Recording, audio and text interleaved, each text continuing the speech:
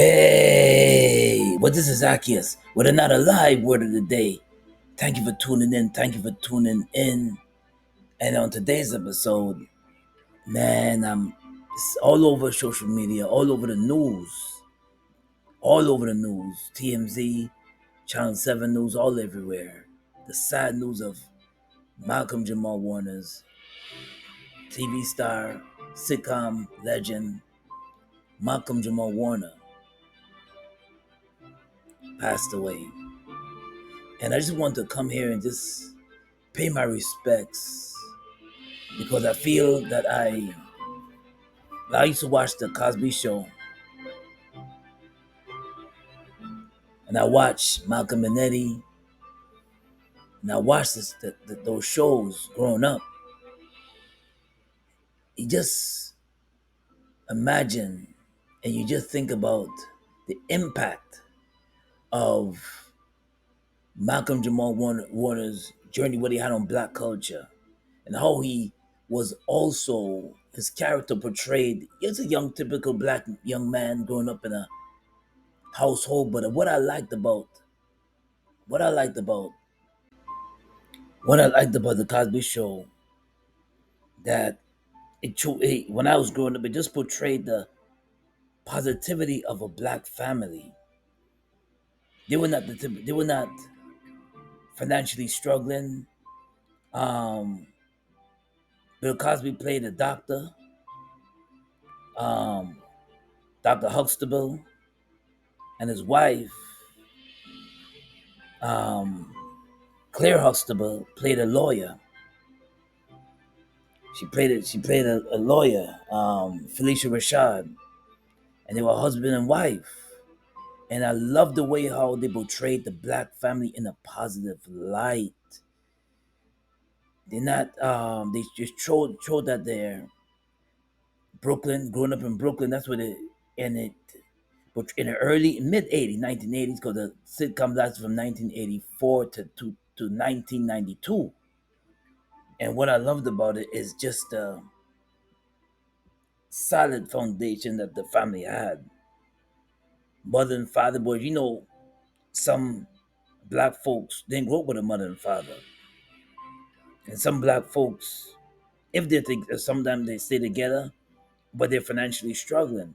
But what I liked about it is the togetherness and what Malcolm Jamal Warner brought to the table was a typical. He played the mess out of Theo Huxtable, and what he did was he brought the what a typical young kid growing up, teenager would go through, partying when his mother and father go out of town. He brings a party to the house and getting an earring, hiding an earring. He just got his ears pierced, which is he just wanted to be in with his. He just wanted to be in the in crowd, and he got his ears pierced, and he was hiding it from his mother and father, and then his sisters caught him, and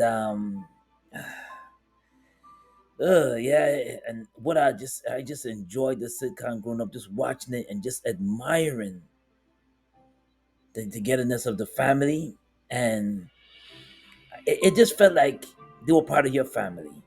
You just close your eyes and dreamed of your family being financially secured.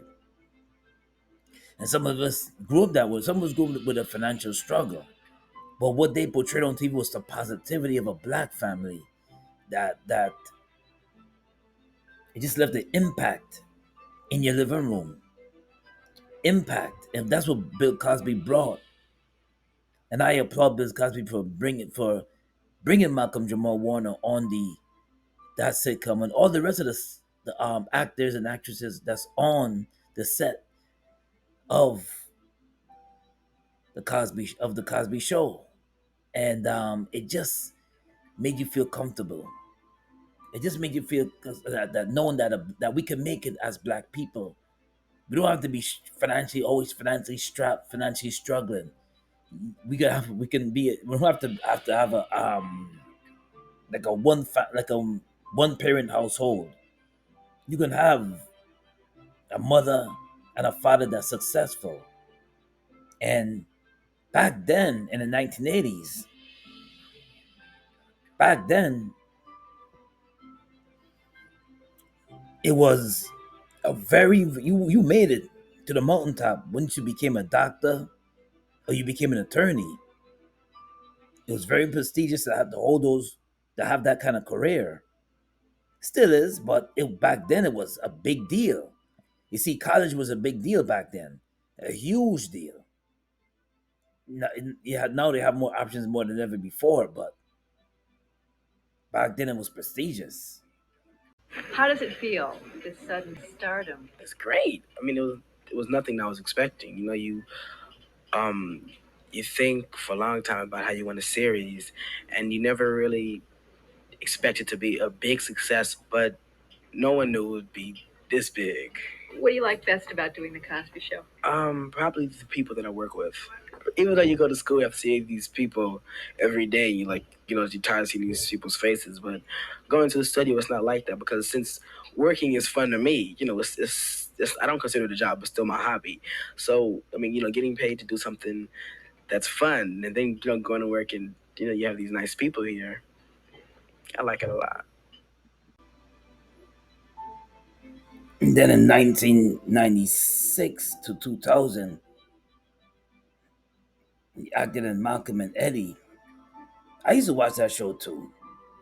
I used to watch Malcolm and Eddie because I'm gonna be honest with you. Everything that Malcolm was on, I just found interest to watch it, and it was a good sitcom. I laughed. I laughed. I remember when he was on the cruise and Eddie Eddie just swiped the card, maxed out the credit card with the gratuities, and he just maxed it out. And Malcolm was the cheap one. He wanted to when he seen the bill, he just flipped out. Oh man, yeah. So man, rest in peace to my brother Malcolm-Jamal Warner. And then from the year 2011 to 2015, he acted in between the but Ellis Ross and the rest of the crew. He acted with Between the Lines, Read Between the Lines, and I watched that too. Enjoyed the series for a quick moment because I'm like, man, he's back again on sitcom. He's back, and I enjoyed the series for a little bit. I did. Um, you never heard Malcolm Jamal Warner's name in no scandal. You never heard Malcolm Jamal Warner's name in no drama, and you never see him displaying on social media his wife or his child, his daughter. Um, I remember when he first had his daughter at age 50. I remember, and so when I heard that he passed away by going to Costa Rica with his family on a family trip to Costa Rica, I was taken back, and I kind of wondered about it too. I listened to a lot of YouTubers, and this one particular YouTuber was saying that it's a blood sacrifice. And accidents do happen. They do happen. Freak accidents do happen. But as he said, it was a blood sacrifice. And then he went into his net worth. Now, Malcolm, because he retired, remember, Malcolm been acting as a child since he was a kid. He been acting since he was a kid. And um and as he was acting as a kid, he been acting for a long time. So at age 54, it was only right for him to retire now to enjoy the rest of his life with his family. And now to hear this, it makes one kind of wonder, like, well, it makes me kind of wonder. Yeah, I have to say it because his net worth was 15 million, and he was trying to just enjoy the rest of his life. And I, I don't know, just to say that it was a blood sacrifice. And Hollywood is a unusual industry, and not everything that you hear is what the media share is always true. And it makes you kind of wonder, like, man, this man Malcolm was full of life. Yeah, accidents and freak accidents do happen, but he was. but he retired with 15 million.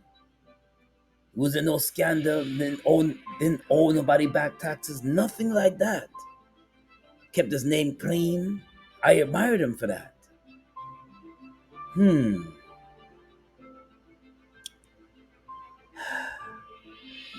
When I hear about Angie Stone's passing, it was not really true that she when she stepped out the vehicle.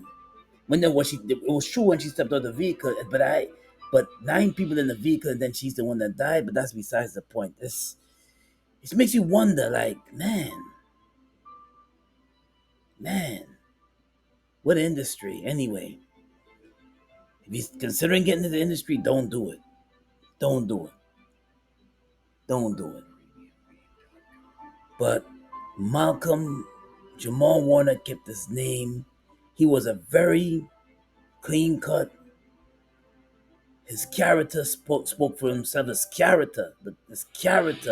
I never met the man, but I can tell us he had a spirit about him, a clean cut character about him. That that that people they just they spoke well of him, and they never said anything bad about Malcolm. He was a clean cut kind of character. He had a great integrity about himself. Now Bill Cosby, yeah, legendary Bill Cosby said that that Malcolm Jamal Warner was like losing a son. It's like a son to him that he lost. But remember, Bill Cosby did lose a son years ago to some kind of robbery that went wrong. He was robbed and he was killed during this when he was held up and robbed. Um, Bill Cosby's son, he sad because in this Cosby, it reminded him of losing a son like in this Cosby, and that goes to tell you that Malcolm Jamal Warner was a stand-up kind of guy. For a man that not even his biological father to say that it's like he's losing a son. It's like it just goes to show you that the content of your character, it speaks volumes and it speaks a lot. What's up? I'm sitting watching my daughter having a swim lesson. I've got my Gabby's Dollhouse birthday T-shirt on, and I'm. What's up? What's up? I'm sitting watching my daughter having a swim lesson. I've got my Gabby's Dollhouse birthday T-shirt on, and I'm. What's Only 54 years old, Malcolm Jamal Warner. Life is short. That's young. And he retired early because he wanted to enjoy his life with his family. Life is short. And you ever come to the Lord Jesus Christ? You ever made him author of your life? We don't know when we're going to be here. We don't know if today's going to be our last day. We don't know if the next day is going to be our last day. That's why I tell people, encourage people to come to know Christ. Get to have a personal walk and talk with the Lord Jesus Christ. And listen, if something is put in your heart to do it. Stop procrastinating. Stop putting things off for tomorrow because you never know when it's going to be your last. If God has placed something in your heart to do, something that can change your life, something that is bigger than yourself, that can impact the masses, and He's giving you the time to do it, stop putting it off. Stop putting other things in the way, other people that come your way. And Malcolm Jamal Warner, he pursued his dream even since he was a child. He knew what he wanted to do, and his parents put him in position because he had a vision, and he went for his goal and he pursued it. He didn't procrastinate, and he left an impact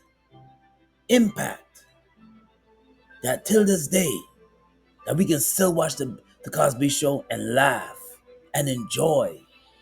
Till this day, we can still watch Malcolm and Eddie or watch read between the lines.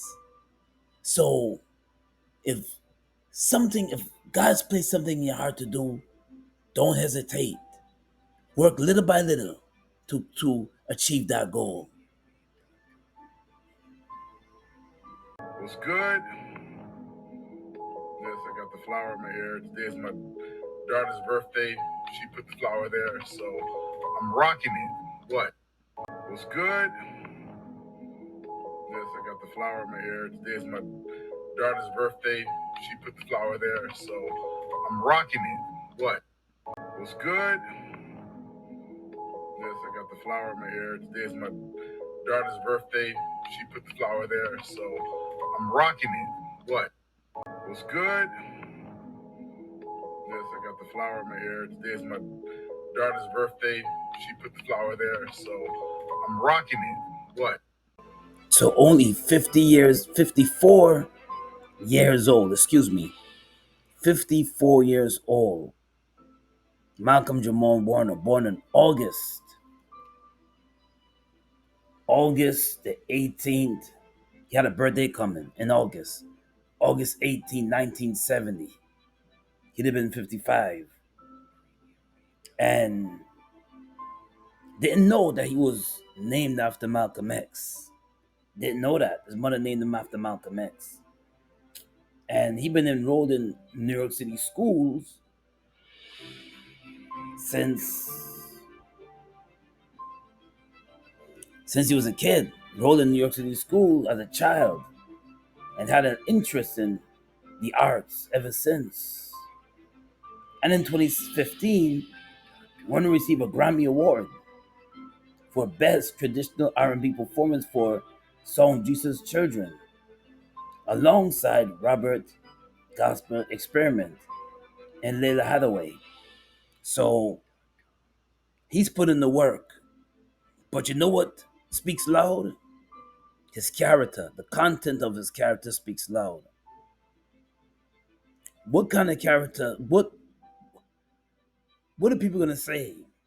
Because remember, people remember how you treat them, how you make them feel. That's what people remember when they first meet you, how you make them feel. What's the content of your character? What impact are you gonna leave in the world? For Malcolm Jamal Warner's character and persona, and his content of his character, not only that he left an impact on black culture and the world, his characters speak louder than words.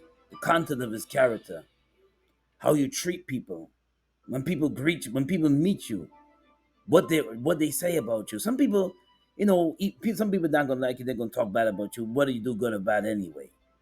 But Malcolm had integrity. Yes, people gonna say what they want to say. Malcolm Jamal Warner even said that social media is very dark. It's very dark. A lot of dark content, and he encouraged us, some of us content creators, to keep putting out positive content. And he'll be heavily missed. Heavily missed.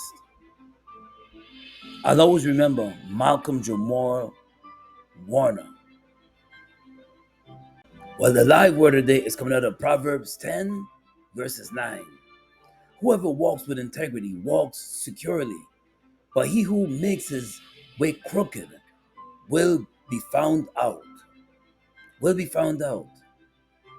So if you walk with integrity, just like my brother, Malcolm-Jamal Warner, you'll be secured. If you walk with integrity and you keep you keep peace in your life, and you keep your family secure away from all that exposure. Don't put your family on social media. You don't have to put your in Malcolm Jamal Warner. You never see his family portraying his family on social media and doing what listen, it's not the best move to make. It can be dangerous at times. You never know who's lurking around. You never know who's watching you. But his character, his integrity spoke for himself. It's not by what you say, it's what you do. What's Do you have integrity? Because if you're a wicked person, evil person, you'll be found out. So I just wanted to come here and just remember Malcolm-Jamal Warner, growing up, looking at him on the Cosby Show, enjoying Malcolm and Eddie, and then his other works that he did, and condolences. My deepest condolences go out to his family, his wife and his daughter, and the rest of his extended family and friends. My condolences go out to his friends as well, and also to the rest of the Cosby cast, and also Eddie Griffin from Malcolm and Eddie, Ellis Ross, and deepest condolences to all of them. But this is Zaccheus with another live word of the day. God bless.